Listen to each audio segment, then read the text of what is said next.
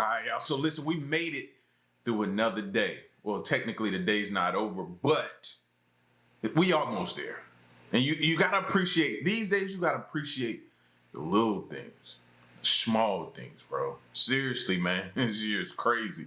But anyway, before we get to the madness, you know how this goes. Question everything. You should. And remember, this is for entertainment purposes only. Let's get to it. We all know the Vatican does some shady and they're keeping some secrets, but they're also sitting in front of something that is sketchy as too, because during his weekly audience, if it's too cold outside, the Pope sits in front of this statue. Let's get closer. What is this? Because it's supposed to be Jesus or the Lord rising from the ashes of a nuclear explosion. I don't know. To me, that looks like skulls. I don't know what's going on with the head of it. It looks like a serpent almost. And then, hear me out. The building that this is in is also shaped like a serpent. Look, this is the outside of it. This building right here, okay? Looks like a snake's head, but could be brushed off as it's just a building, Keela. You're reading too much into it. But hold on. This is when you enter the building. You can see there's two snake eyes, and honestly, it looks like a tongue leading up to where that statue is. And then these guys' uniforms are fire. I have a ton of questions about the Vatican. This is just one of them. Like, the other one is, why do y'all have a telescope that used to be named Lucifer?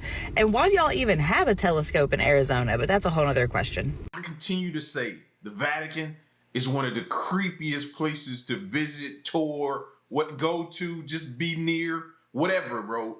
The Vatican, it definitely gives off like some satanic vibes or something like that, man. I'm cautious. You ain't got to worry about me going there. And when I say this is my city, the city of New Orleans, this is what I'm talking about. Yeah, because who do you know that's really in those underground tunnels underneath the city? I'll wait. Because who do you know that's really running through those tunnels that people have only heard stories and myths about their entire life of, if these even exist? Yeah, madam. Yeah. It's given she has access to go wherever she needs to go. Because this might, right? So yeah, this is just me running around, goofing around, laughing around in these historic tunnels, you know, just doing me, just being me, having that access. It's my And when I say this is my... Nah, you know what that's giving off? Saw 10 or whatever number they on. Yeah, one play game. Yeah, it's giving off that person. What's the dude name? Jigsaw. It's giving Jigsaw. That looks like he was running from Jigsaw, but you can't outrun Jigsaw. He always get him. He does. He always get him. Nah, I'm not running through nothing like that. You crazy? There's a term that I heard from people in San Salvador, and that is that there's a sense of calm tension, and that is exactly what it feels like here. It is extremely quiet, extremely isolated, but the guards, the soldiers, and all of the security personnel, along with all of the security measures, just create this kind of dissonance where you feel like something is happening, but you don't hear a single thing, and it's quite eerie. There's a term that I heard from people. Yeah. Now you see why they got like a high success rate and now a low crime rate over there in El Salvador, bro. They are not playing around at all. Like at all, nah, fam. I know she said it, but you can actually feel that tension through the screen. Like, no. This is what it's like going into a Tesla in the winter.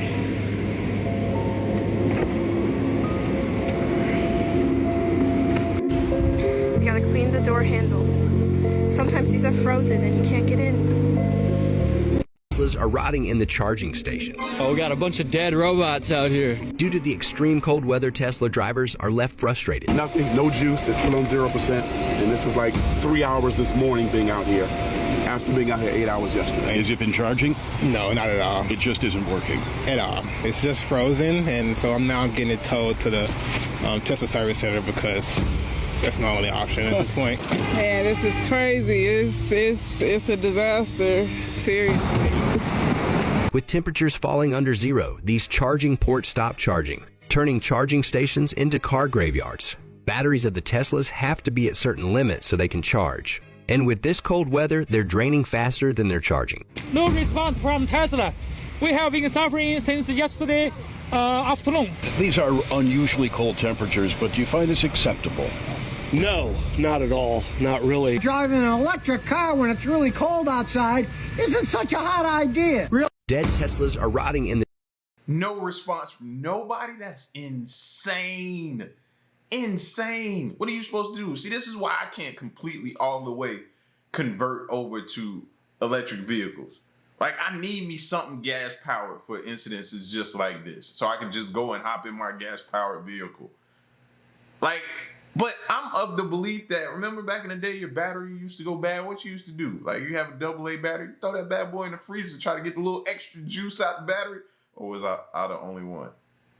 So this don't make sense. You feel like you should get a little bit of extra juice out of that battery since it's out in the cold.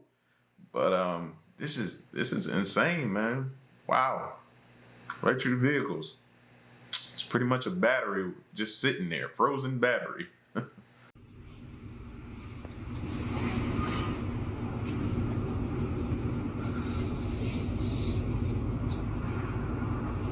What the what the what the actual what?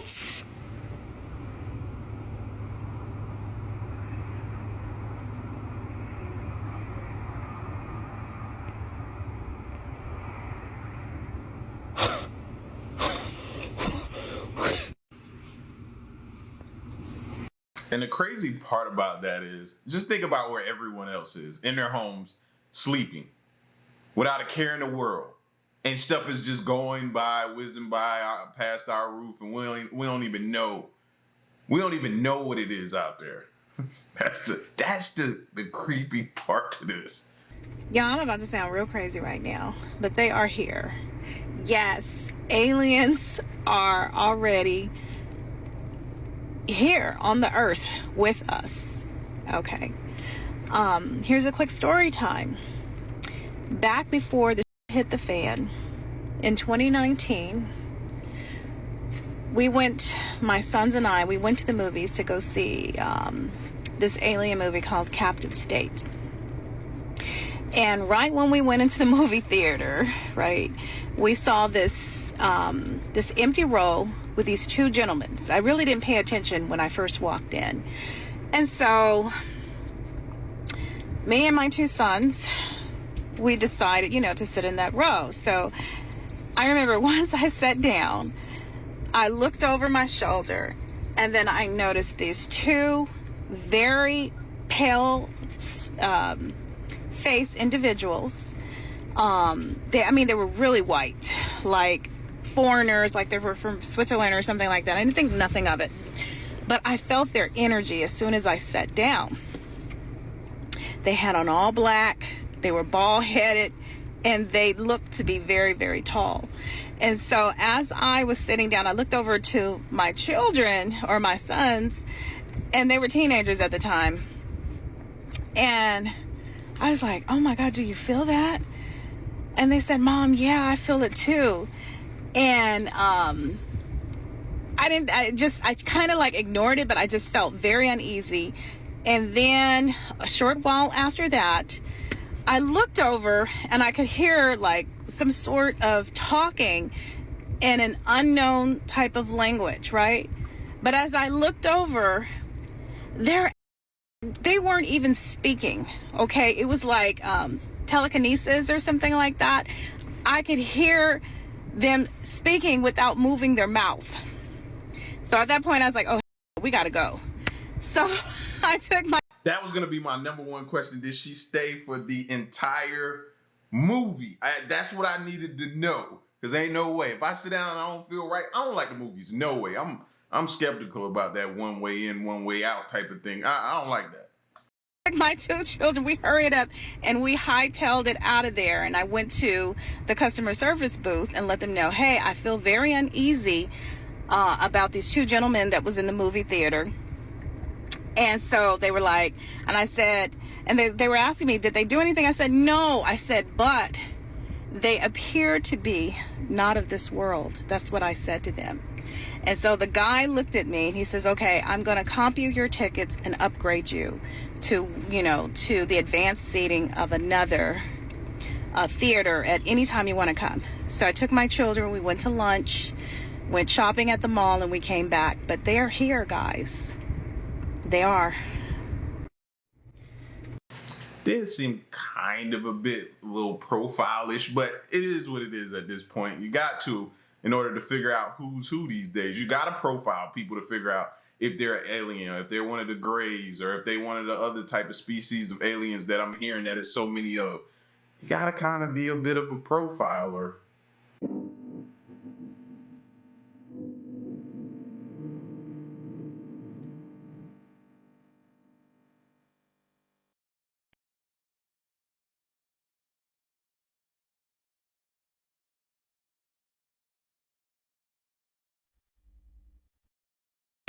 I can't believe that's been 7 years, bro. We're aging fast.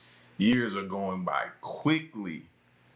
But continue to rest in peace. Okay, I'm going to send y'all down a very coincidental rabbit hole. And I venture to say myself, there are too many coincidences for this not to have something to it. Let's get started. State Department, $400,000 for Tesla trucks. Okay, we all know Tesla trucks are garbage. They catch fire, amongst other things. They're just not safe.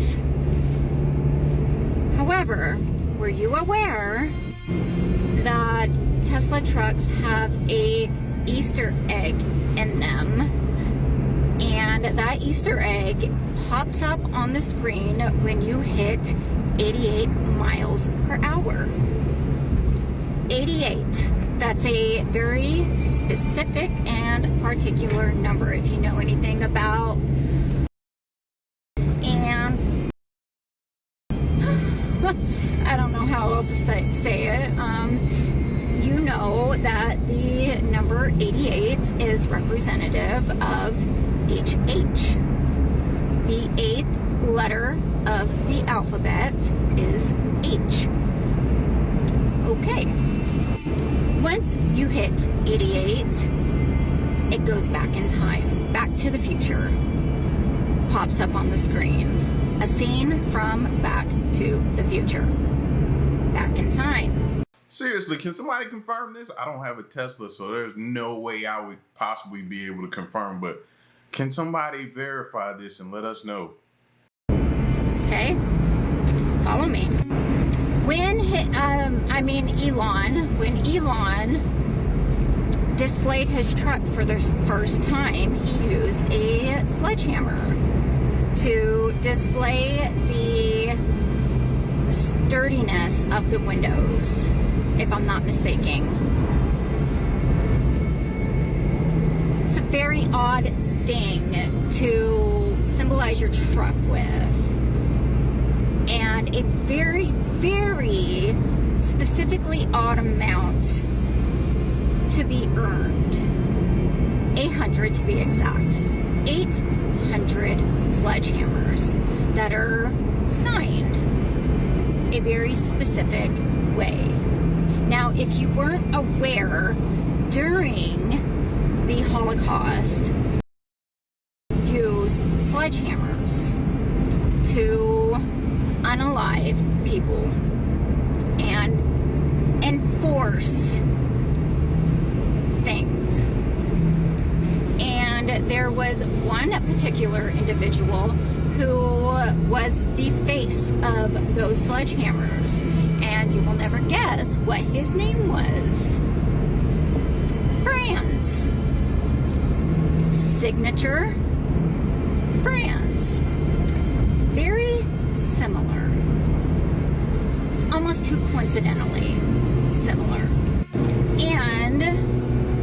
number 800 was the amount of soldiers in the movement. 800. Coincidental? I think not. But there's more. The 800 were labeled as the 800 individuals who sledgehammered their way through democracy. They sledgehammered democracy. And when you search Elon Musk sledgehammer, what comes up? Let me show you. Right here. All right, y'all, don't search that up. You might be put on a list or something. I'm just giving you a warning. You're going to do what you're going to do. You're grown. But I wouldn't do it. As soon as she said that, I thought in my mind, I was like, nope, I ain't looking that up. I might end up on somebody's list. Articles saying Elon Musk is sledgehammering his way through federal government. Coincidental? I think not. That salute was intentional. The symbolisms in his Cybertruck are not coincidental. They were intentional. And our government is purchasing 400,000 million, whatever it is, in schnozzy material that is garbage. Let's just say these vehicles are forking garbage and unsafe. However, the symbolism is written all over it. Not to mention the social media platform that he owns is quite literally a swath without the overhang.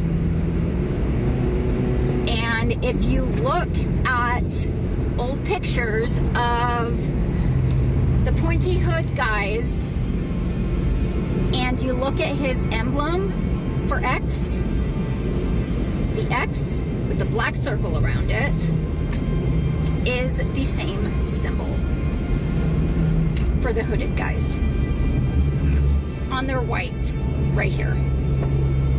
So, too much to be a coincidence. And our government is putting officials inside unsafe vehicles. Ain't that some shit? I got a list of people in this world I need to be stopped. But first on my list is the people that come up to you at the gym and the grocery store, making small conversation, acting like they want to be your friend, and ask you about financial freedom, and then say they have some mentors that retired early and they want to be financially free, and they ask you if you want to be financially free, and they get your number or you get their number, and they try to get you into the pyramid scheme. I wish the worst for y'all. I really do. You guys are a cult. I'm pretty sure it's happened to me too many times. Now, y'all got me about 7 years ago. I thought this, and I hope she see this video because I still run into her from time to time, and and I avoid her like the plague because she's still running around trying to get people into this cult. I thought I had a gym partner. I thought I found a friend at the gym. I tried to get you. I don't need no gym partner now. They slow me down. Back then I needed one, and I thought I had me a friend.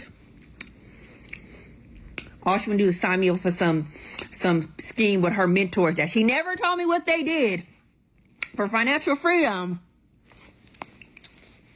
And I'll never forgive you. And then it happened again at the grocery store about a year ago, but I was that was the last time it happened. I was already on to it. And then I was at Trader Joe's and the girl came up to me and said, delete his number. I don't know what's going on, but no, I said, girl, number not even saved. Girl, you gotta worry about me. I know this scheme. I got before. I had a gym partner. But anyway, they need to be stopped. I got a list of people in the... Man, I feel like we all share that connection. Well, some of us, a lot of us have gotten scammed. Yes. They've got me before with that pyramid scheme stuff. Was it the Wake Up Now one? Which one was it? It's been so many of them. But they're good though. They're good. They're good. They'll get you if you're not careful. And I wasn't careful and got. But it's happened to the best of us.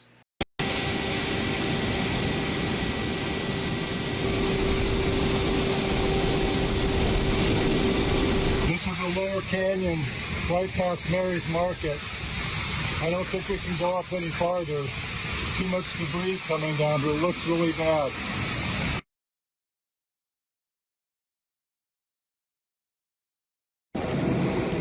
This just happened,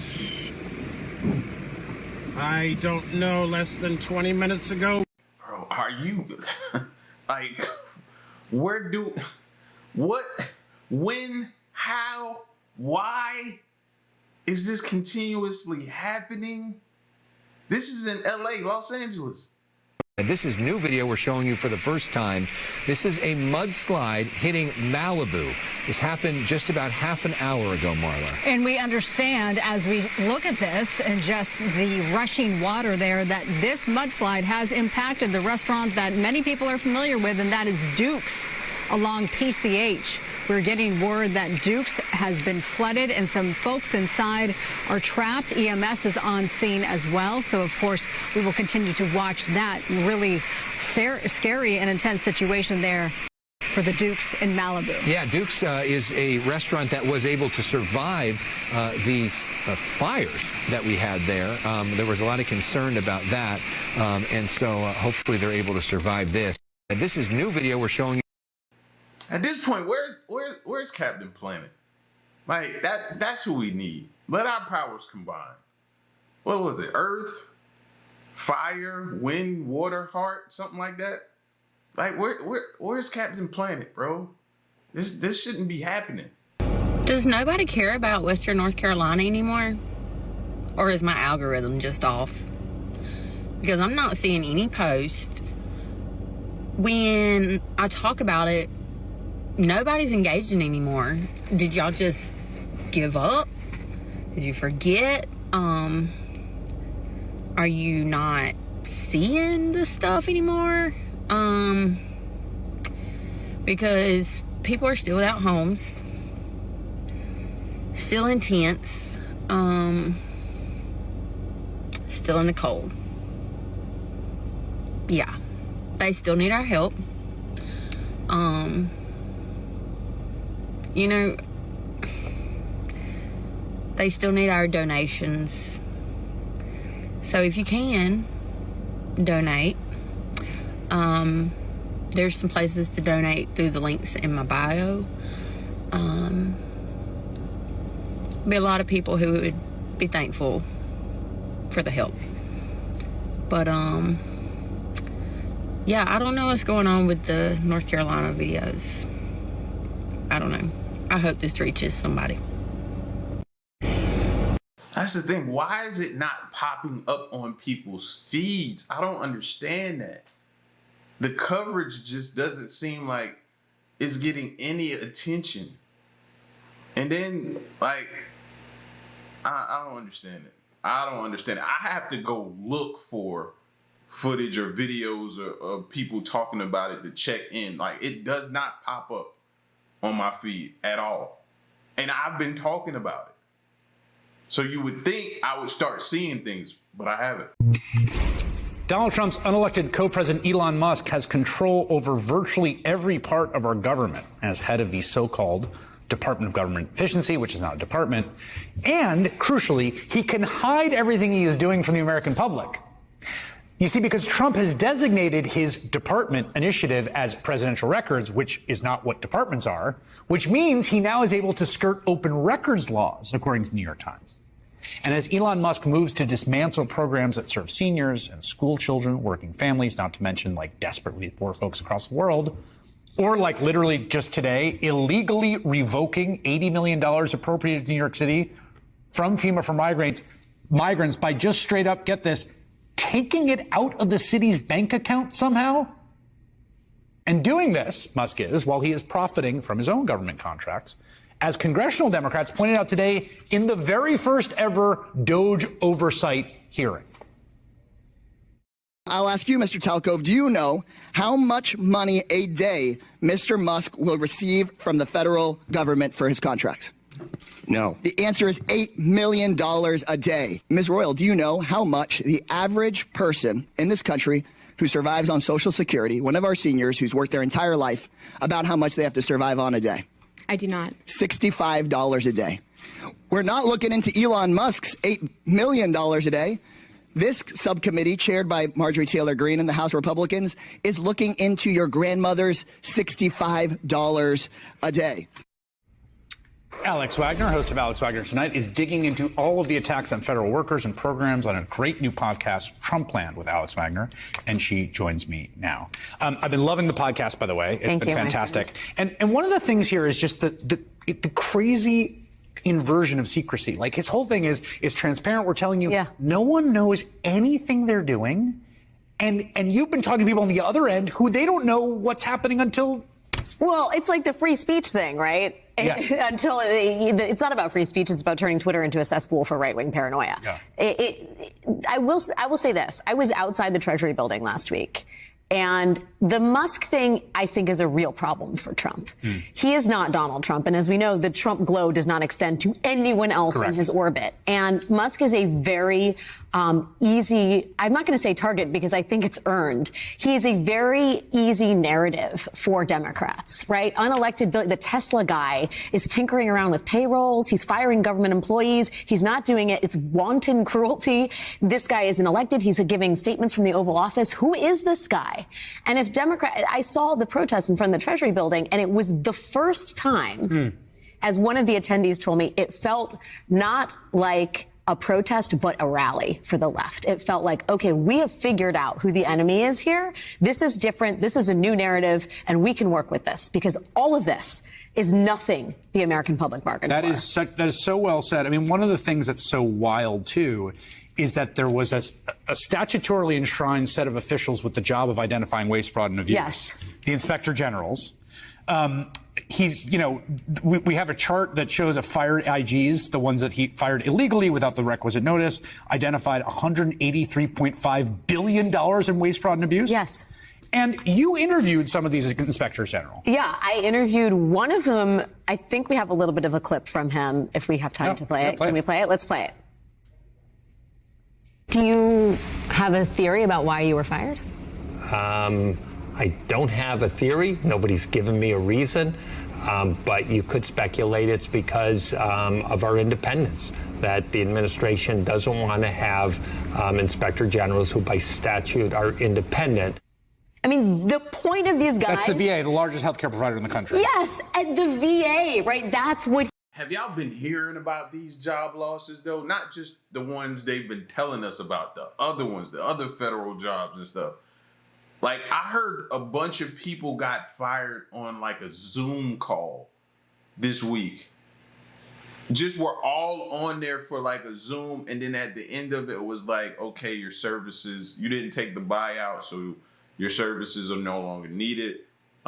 Today will be your last day, and you knew this was coming. And it was like, even though it's like they told people and this, that, but it's still hard to hear people losing their jobs like that. It's just hard to hear, man. He does. And these guys are also all lawyers, right? They are not going quietly into this good night. Today, Michael Missel, who's the man I interviewed in there, that IG, he's part of a group of inspectors general who are suing. There's a very clear protocol about how you fire an inspector general, and Trump and his allies did not follow it. In fact, Lindsey Graham said it was technically illegal. It is absolutely illegal, and it flies in the face of everything Trump and Musk say they're doing, which is to curb waste, fraud, and abuse. One of the things that comes across in that Missel interview and in a bunch of the reporting you're doing, which I think has been like incredibly helpful in the texture. So then my question is, and this is a legit question because I don't know, if they fire all these people who have these high positions and they then in turn file lawsuits, where's the money gonna come to pay these lawsuits if they win? So did we really get out of debt, or are we going back in debt to pay lawsuits? Like, how is this gonna work? I'm legitimately asking a true question because I don't know, but I'm asking. Sure of this is because of this lack of transparency and this weird sort of I'm the king feeling to Musk. Downstream of it, it has this like Kafka-esque, almost you're in a totalitarian universe and no one communicates anything. And all of a sudden you lost your job or whatever, and you have no idea what's going on. And there's this one employee you talk to at the Department of Education, right? Yes. Tell me what happened to this employee. So 5 years ago, during the Trump administration, there was a mandated DEI training. Okay, wait, let's just slow it down. Just like, during the Trump administration, because he was president before. Betsy DeVos was the Secretary of Education. She was a big booster. You can find clips of her boosting this program. It was a training about DEIA, actually, diversity, equity, inclusion, and accessibility. And a bunch of Department of Education employees followed the script, took the training. You know, some of them were go-getters, ambitious. They didn't want to, you know, if it was suggested, enhancement for their job training, they did it. And now, because the Doge purge is so haphazard and wanton, they're finding the people to fire basically by looking at search terms, keywords. Did you go through a DEI training? You will be fired. It doesn't matter that the people who went to the DEI training did it while Donald Trump was president. And so you talked to someone. Yes. So I talked to someone. Let's just play the audio. My daily job is not working in DEIA. So I was wondering what was going on and could it be related to that? And my supervisor dug deeper into it and found out that it was related to that due to a 2-day training course I took relative to DIA. He took the training course. 2-day training course 5 years ago when Betsy DeVos was secretary and Trump was president. Doesn't work on DEI stuff now, but has been put on administrative leave. No idea whether he's ever going to return back to work because he did what he was told to do under the Trump administration. I mean, it is Orwell. It is Kafka. It makes no sense at all. And I asked Chris Rufo, who's one of the architects of this, on the podcast. And he said, well, I don't know about these individual cases. It's like Elon Musk being asked about the condoms in Gaza, right? Yeah. They will never admit fault. They would never admit that the sort of vetting process here is non-existent and that very serious mistakes are being made. Well, and I also think that I would say that one interpretation of what they're doing, the most cynical, and one that I think is persuasive in some ways, is A, they want to eliminate non-white people from positions. They want to eliminate women from prominent positions. Like, it's not just they want to get rid of this program, but they actually want to, like, get rid of people that aren't but some of them white aren't men. Some of them are men, some of them are white, some of them are veterans. Right? It is all the things. Right. It is both ideologically malicious and haphazard and sloppy. And completely sloppy and basically stupid. Alex Wagner, it was so good to have you here. Seriously, you've been doing phenomenal reporting. Thank you, my friend. I've been listening to the podcast every week. Be sure you check it out.